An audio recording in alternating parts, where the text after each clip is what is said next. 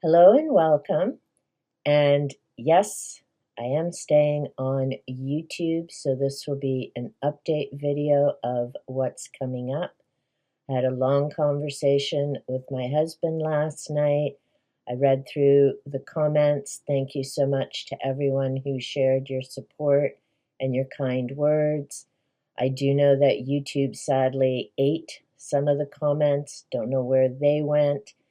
But if you did leave a comment for me and I didn't respond, please feel free to send me an email or try putting the comment below again because I don't delete comments. In any case, my husband and I had this conversation, and it turns out that both YouTube and Google, who bought YouTube, are in fact owned by an international company.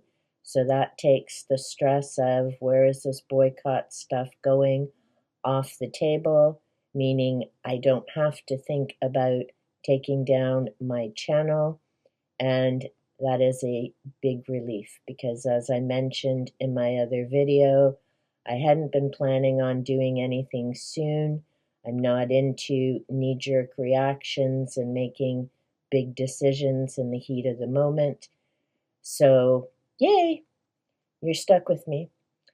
And where are things going from here? Well, yes, I'm going to continue being my quirky, feisty self. So, updates, live streams, very excited.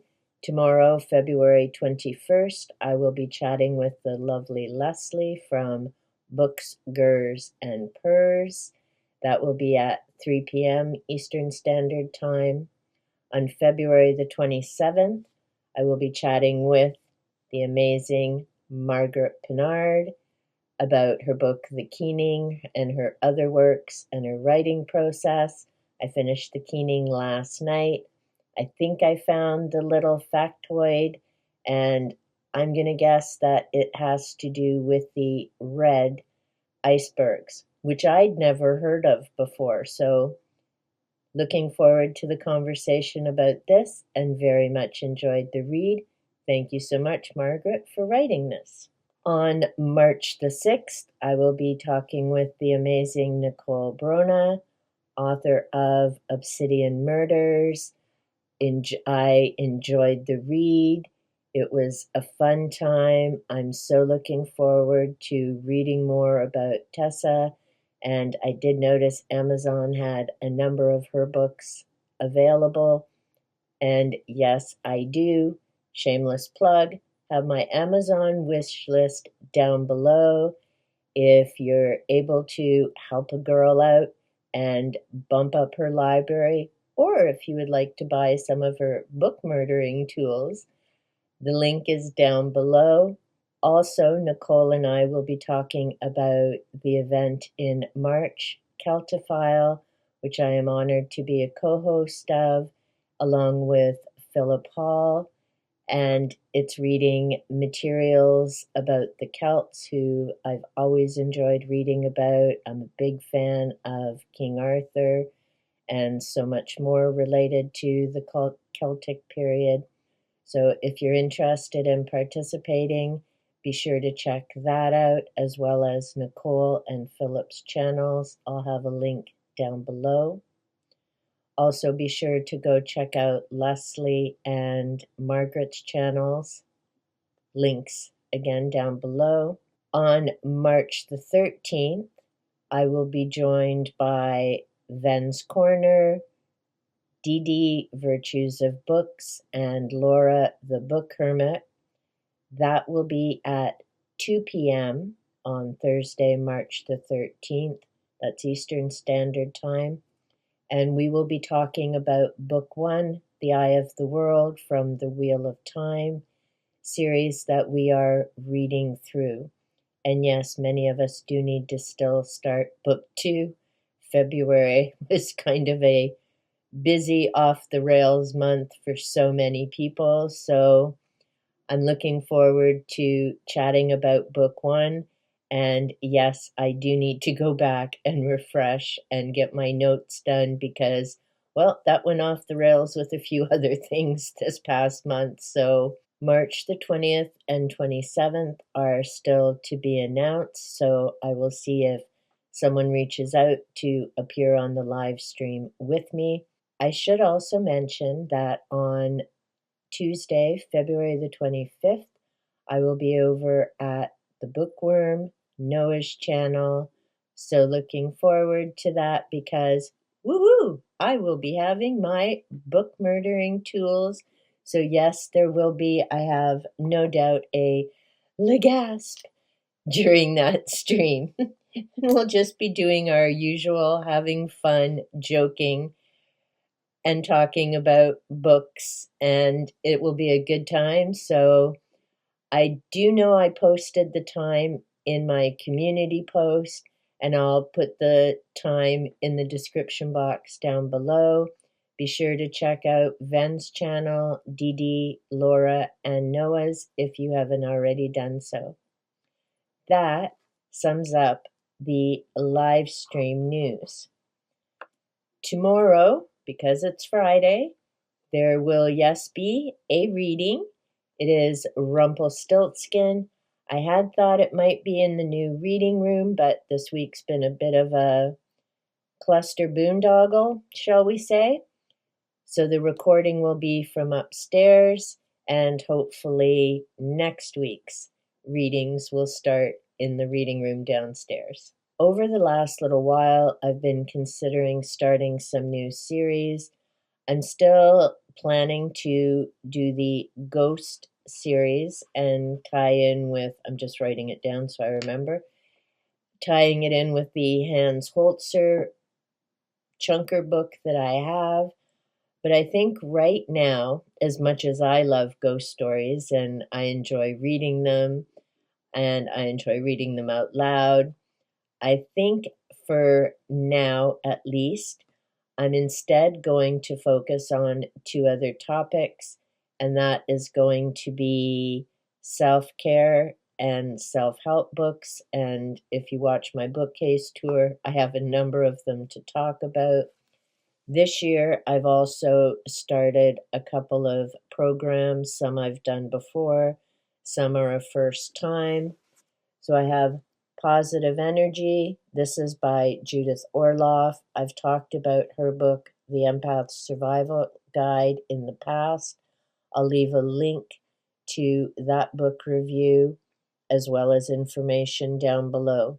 So what I'll do, I'm now on to week 3. Yes, I'm behind from when I started, but what I'll do is just talk a bit about the information in each week. She has information, there's great things to think about, and there are activities to complete each week. So I'll keep you posted on my progress. May not be weekly, it may be a short summary. Another book that I will be talking about, and again, this is a work at home program, The Artist's Way. This is by Julia Cameron. This will be, I think, my 3rd or 4th time through. It's a 12-week program. Oh, I should have mentioned, Positive Energy is 10 weeks, give or take, because if you find that you need to do some extra things throughout, then again, you work at your own pace. But I'm going to try and keep more on track with those. The Artist's Way, as I say, is by Julia Cameron. It's 12 weeks. Julia Cameron herself worked through the 12-step program of Alcoholics Anonymous. She has great insight, activities. This series is to tap into your creative side. It isn't just if you're a writer, painter, artist, or musician. Anyone, like myself, because I'm none of the above, can benefit from it. It gives you a lot of insight into what brings you joy, reminding you about filling up your personal tank with good energy and good things. And I always get something from working through this, which is why I decided to start this even before all the poop hit the fan in January. This is a book that I had planned to read in December, didn't get to it. No surprise, seems to be an ongoing theme with a few projects, but I'm getting more organized and on top of things, so that's good. Originally, I heard this as an audiobook on Libby through my library. I found a copy of it at my thrift store a while later and decided I'd enjoy the read again. This is called Calm the Flock Down. This is by Sarah Knight. Now, I will say, what I did not enjoy is the extensive profanity throughout it. I mean, I get part of it's there for humor, part of it's, I don't know, just because that's the way a lot of people talk. I'm not going to say I don't drop the F-bomb. I certainly have. But for me, it's not part of everyday language. It's if you hear me drop the F-bomb, then, as they say, it just got real. I mean, I'm angry, I'm furious. This book is about how to control what you can and accept what you can't. Serenity Prayer, 12 steps. So you can stop freaking out and get on with your life. So this particular volume deals with anxiety, focusing on how to calm yourself down and not get overwhelmed.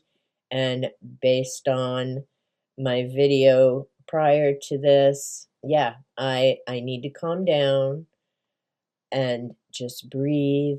And there are some positive activities and exercises, so I definitely need to read this, and I'll keep you posted on this reading.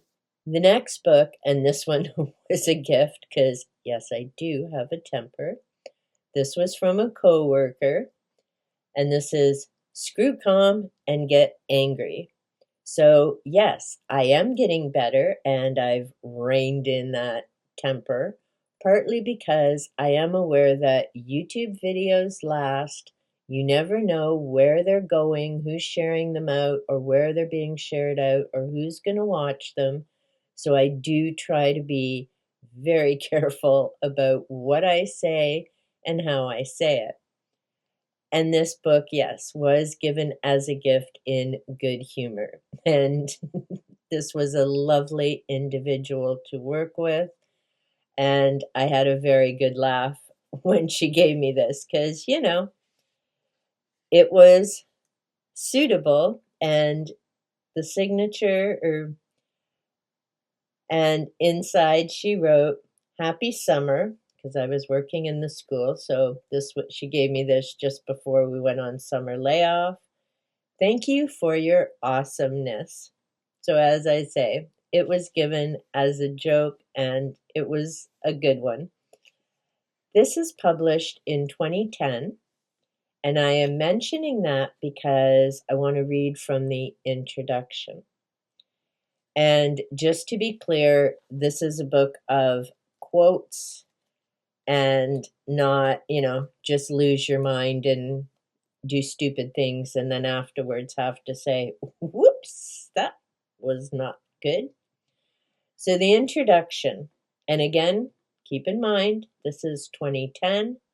We're now in 2025. Our stiff upper lip can last only for so long. Disgruntled grumpiness, whispered complaint, and incensed anger are now in order.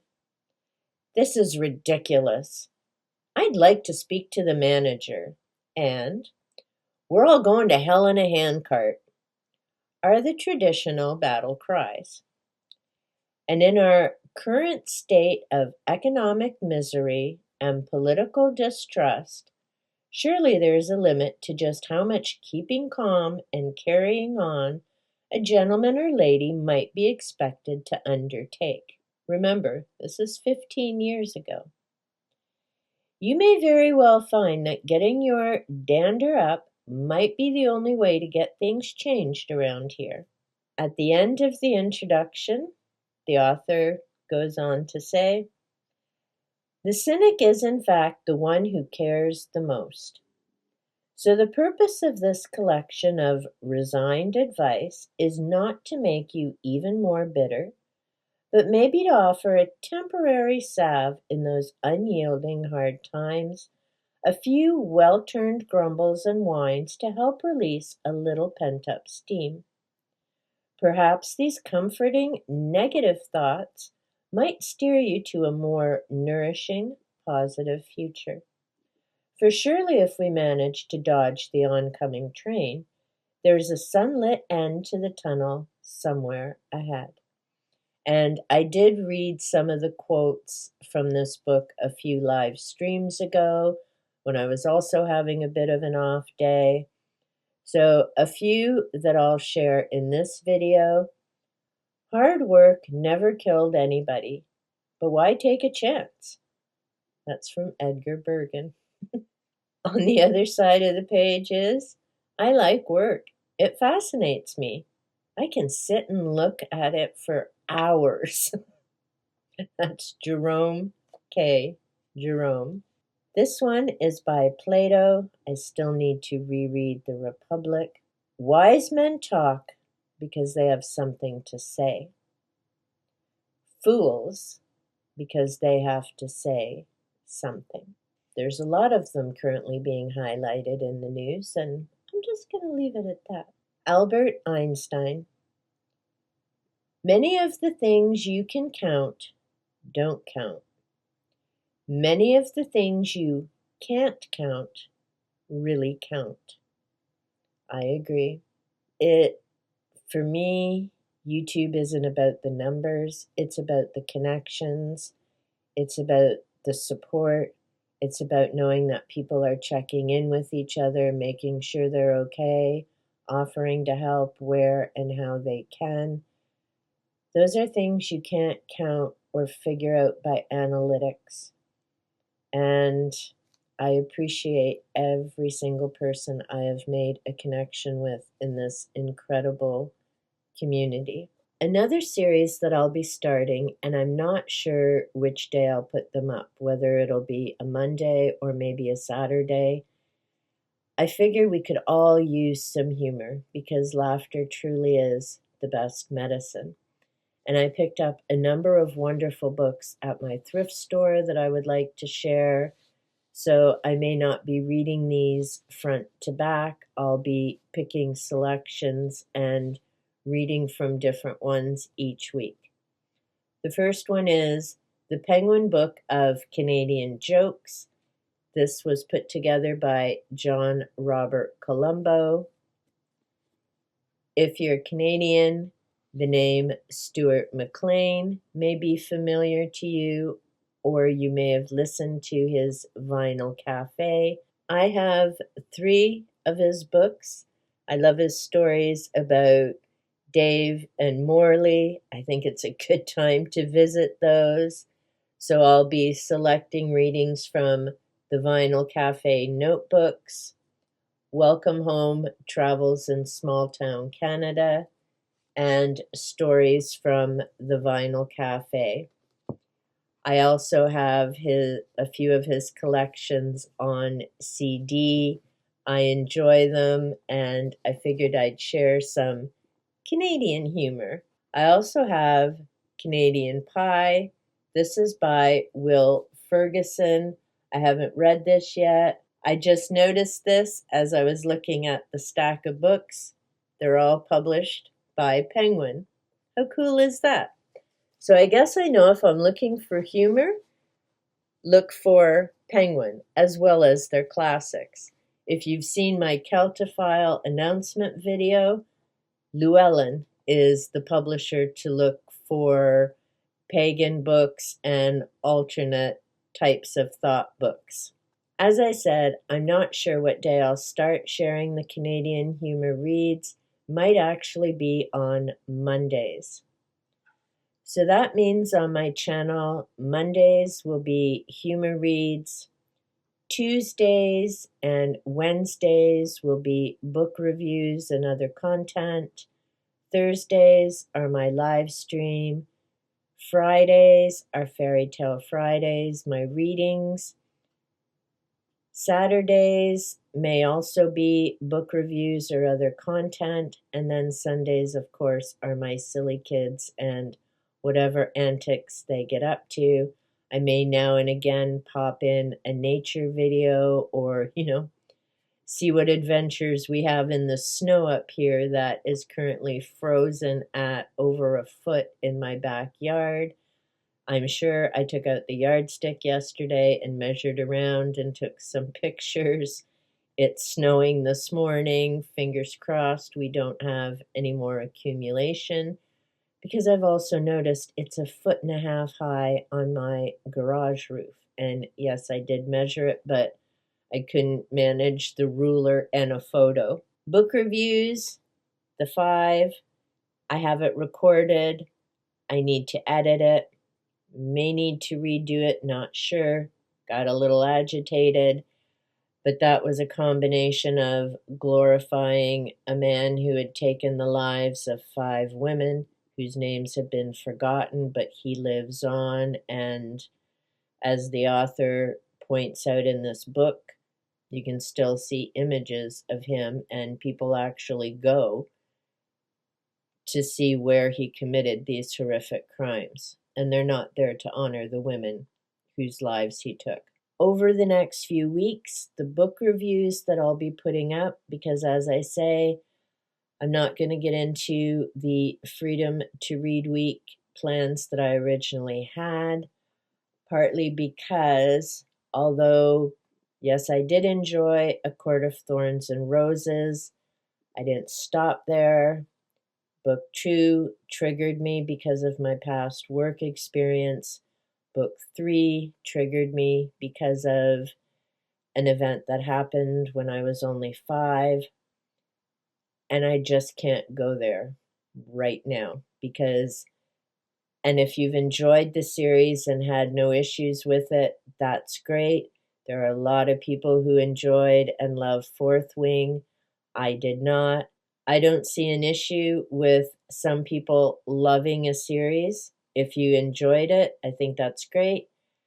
I don't see a problem with other people who absolutely dislike a series. I just, right now, cannot revisit this series. There's enough going on, and I want to stay in my happy place. So I'll talk about this series at some point down the road. The other book I had planned on talking about was How Woke Won. This is by Joanna Williams, an author I discovered doing the Banned Book Project last year. And this is an author who was not allowed to speak at the public library due to concerns about things not going well. I did speak to a librarian, and it turns out that they had already booked a speaker who has some very different views than this author. And as far as they knew, that's why this one had to find another venue, because it just didn't make sense to have the two of them side by side and opposing viewpoints. I do want to talk about this book at some point in the future because she does make some excellent points. It's just right now with so much going on, I don't want to go there. And I do need to read this book again before I talk about it. Book reviews that are coming in the next few days. First, Bound by Blood. That's by Sean Brink. Thank you so much, Sean, for honoring me and asking me to read and review the book. It is a Christian horror. I enjoyed the read, and I will have that review up very shortly. In that video, I will also be talking about The Demonologist by Andrew Piper, as they both have similar themes. This book doesn't say what genre it's from.